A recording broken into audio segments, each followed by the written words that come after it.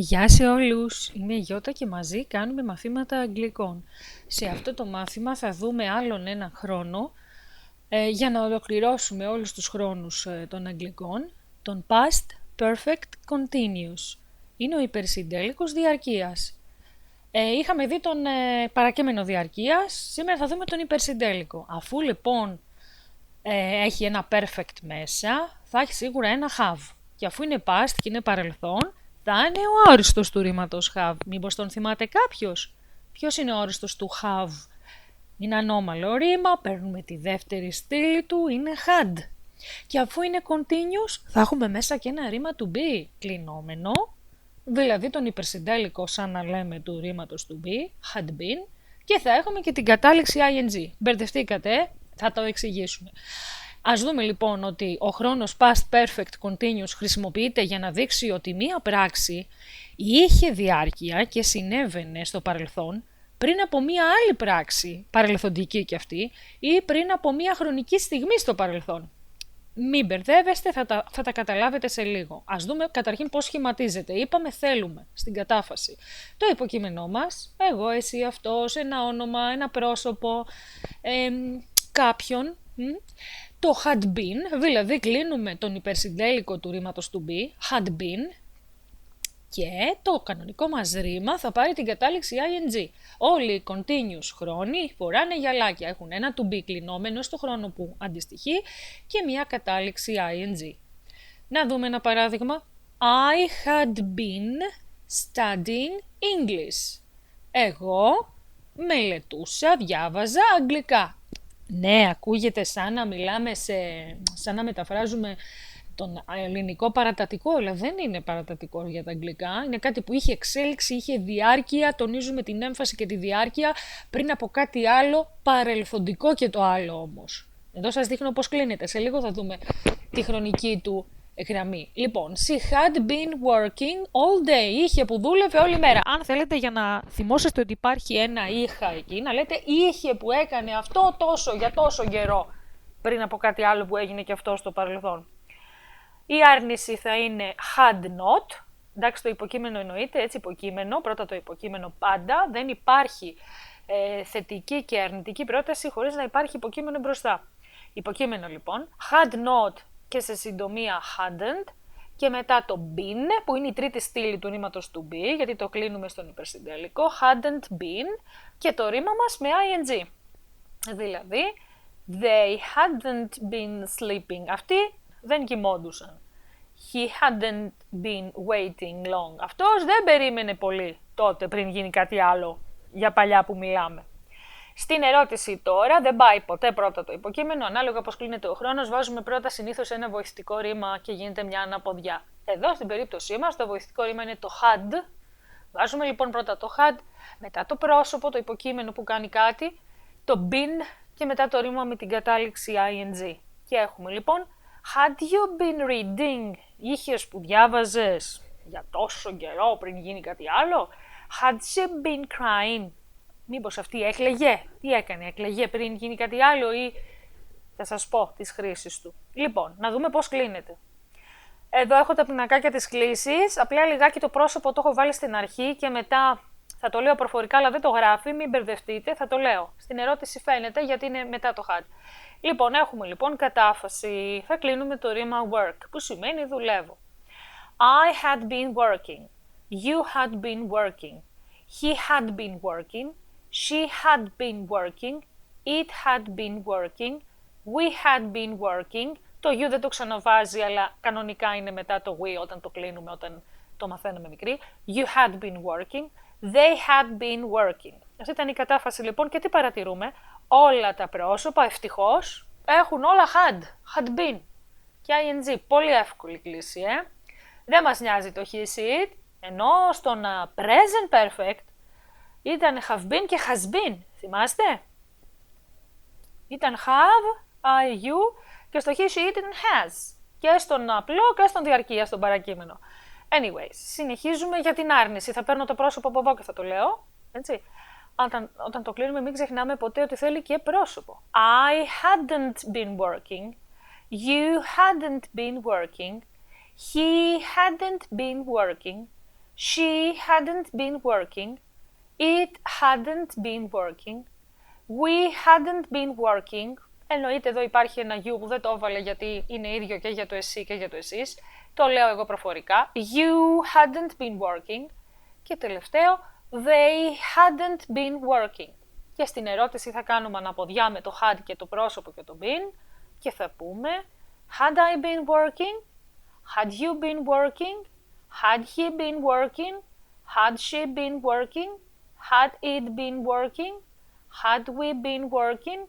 Had they been working? Παρατηρούμε λοιπόν και προσέχουμε ότι το had been μένει πάντα ίδιο σε όλα τα πρόσωπα. Πού τον χρησιμοποιούμε αυτό το χρόνο τώρα? Λοιπόν, είναι λοιπόν για να τονίσουμε τη διάρκεια μιας πράξης πριν από μια άλλη πράξη στο παρελθόν. Ήταν λοιπόν μια ενέργεια που είχε ξεκινήσει νωρίτερα. Δεν έγινε όμως και τελείωσε μπαμ και κάτω όπως με το τρένο που είχε φύγει. Εδώ δείχνει μια διάρκεια που συνεχιζόταν μέχρι ένα σημείο στο παρελθόν ή μέχρι μια άλλη πράξη στο παρελθόν. Για να δούμε ένα παράδειγμα. She was tired because she had been studying for hours. Λοιπόν, αυτή ήταν κουρασμένη. Στο παρελθόν ήταν κουρασμένη. Δεν ήταν τώρα κουρασμένη, ήταν ήδη κουρασμένη. She was. Έχουμε λοιπόν κάτι που ήταν στο παρελθόν, γιατί πριν από αυτό κάτι άλλο γινότανε. She had been studying for hours. Ήταν κουρασμένη γιατί μελετούσε για πολλές ώρες. Διάβαζε για ώρες. Έτσι. Λοιπόν, τώρα έχουμε μια αιτία στο παρελθόν. Δείχνει το αποτέλεσμα μιας προηγούμενης συνεχόμενης πράξης. Αυτό εδώ, παιδιά, μοιάζει, αν θυμάστε το παράδειγμα που είχαμε κάνει με τα λερωμένα παπούτσια και τη λάσπη, που τα βλέπουμε τώρα. Το αποτέλεσμα μιας πράξης όταν το βλέπουμε τώρα, τι είχαμε πει στο προηγούμενο μάθημα, στο προπροηγούμενο μάλλον, είχαμε πει ότι βάζαμε present perfect continuous. Λέγαμε γιατί τα παπούτσια σου είναι και τα βλέπω είναι τώρα λερωμένα, θυμάστε, με τη λάσπη λέγαμε because I have been digging in the garden, γιατί έσκαβα στον κήπο. Εδώ το αποτέλεσμα της προηγούμενης πράξης είναι στο παρελθόν. Οπότε θα σας το πω με άλλο παράδειγμα, όχι με τη λάσπη, με κάτι παρόμοιο. The ground was wet. Το έδαφος ήταν βρεγμένο, όχι είναι βρεγμένο. Έχει παρελθόν εδώ, το αποτέλεσμα είναι παρελθοντικό. Το πάτωμα, το έδαφος ήταν βρεγμένο, το αποτέλεσμα ήταν στο παρελθόν. Το είδαμε χτες ας πούμε. Because it had been raining. Επειδή έβρεχε, μεταφράζω σαν να είναι παρατατικός, αλλά στην ουσία βάζω και ένα είχε εδώ, είχε που έβρεχε. Το έδαφος ήταν παρελθόν βρεγμένο, επειδή είχε που έβρεχε. Εξαιτίας.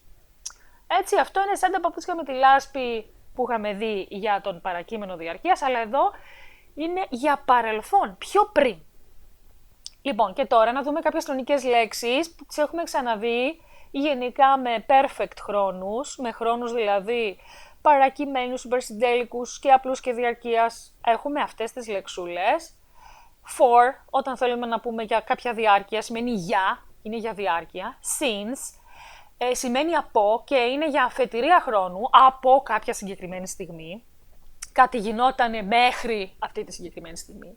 Έχουμε το before, μια πράξη γινότανε πριν από κάτι άλλο ή πριν από κάποια άλλη, μιλάμε όμως για παρελθόν όμως εδώ, και ιδίως το παρελθόν.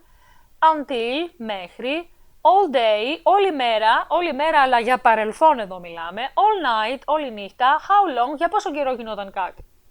Να δούμε και μερικά παραδείγματα. They had been living there for 10 years. Αυτοί έμεναν εκεί, έμεναν εκεί για 10 χρόνια. Τότε. Όχι τώρα, δεν μένουν ακόμη. Αν ήταν εδώ have, θα έμεναν ακόμη εκεί. Τώρα όμως δεν μένουν ακόμη εκεί. Έχει τελειώσει αυτό. Η διάρκεια ήταν για παλιά. I had been waiting since 5 o'clock.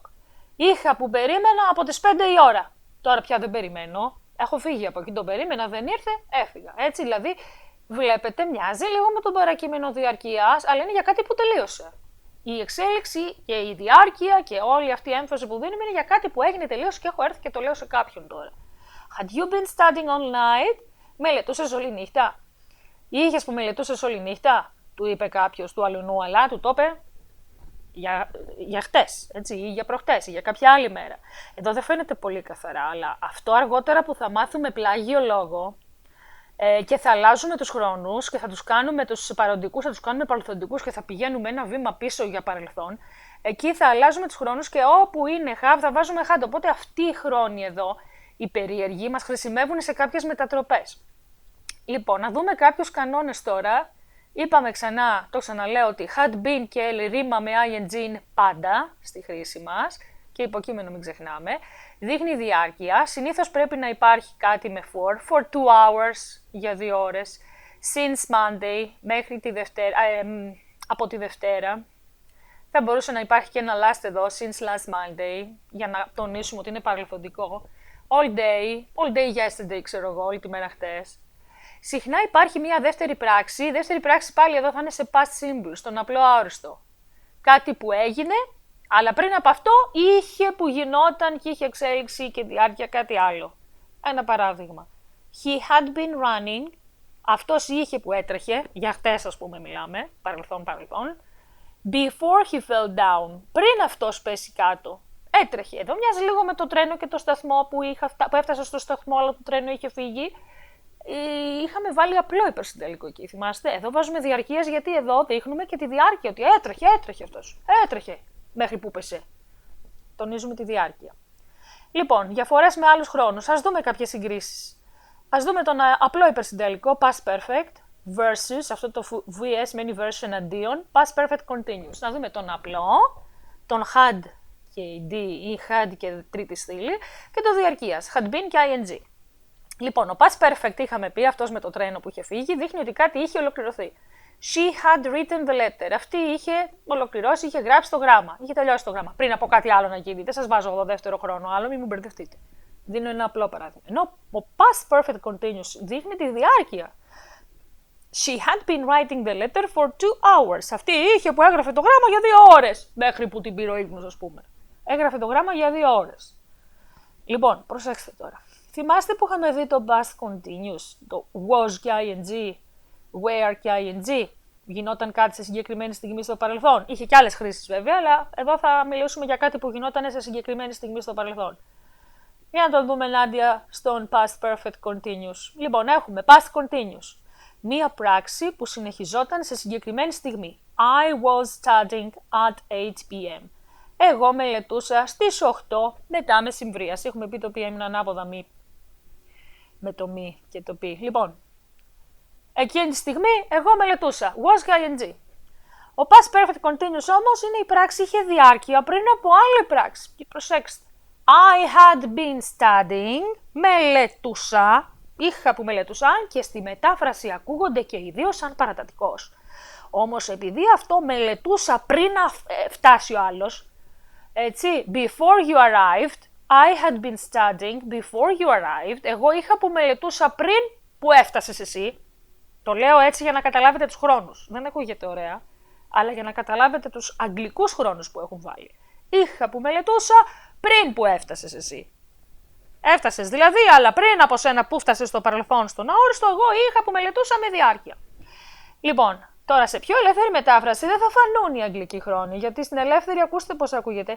Εγώ μελετούσα πριν φτάσεις. Πού είναι ο αόριστος, πού είναι υπερσυντέλικος δία, δεν ακούγονται στα ελληνικά, είδατε. Γι' αυτό σας λέω ότι δεν αντιστοιχούν οι ίδιοι χρόνοι στα αγγλικά με τα ελληνικά. Πρέπει να καταλάβεις τι χρόνο θα βάλεις αγγλικό από αυτό που έχει γίνει πριν και αν είχε διάρκεια και πριν από κάτι άλλο που έγινε. Λοιπόν, να δούμε μερικά παραδείγματα. We had been playing football for 3 hours. Είχαμε που παίζαμε ποδόσφαιρο για 3 ώρες πριν γίνει κάτι άλλο. Tom had been cooking since morning. Ο Tom είχε που μαγείρευε από το πρωί. Had they been traveling long. Είχαν που ταξίδευαν για πολύ καιρό. Long. I hadn't been sleeping well. Εγώ δεν κοιμόμουν καλά. Εννοεί τον τελευταίο καιρό, τότε, στο παρελθόν, δεν είχε που κοιμόταν καλά, δεν τα πήγαινε καλά με τον ύπνο τότε. Λοιπόν, πάμε να δούμε και μία άσκηση. Βάλε τα ρήματα σε past perfect continuous. Έχω κάνει μια πολύ απλή ασκησούλα, μόνο και μόνο για να δείτε τη χρήση. Θα πούμε το παράδειγμα μαζί, το πρώτο το κάνουμε μαζί, τα άλλα θα τα κάνετε μόνοι σας και θα πατάτε την παύση. Μόλις δίνω κάποιες εξηγήσεις, ξέρετε πώς το λύνουμε πάντα, έτσι. Λοιπόν, ξεκινάμε. Number 1.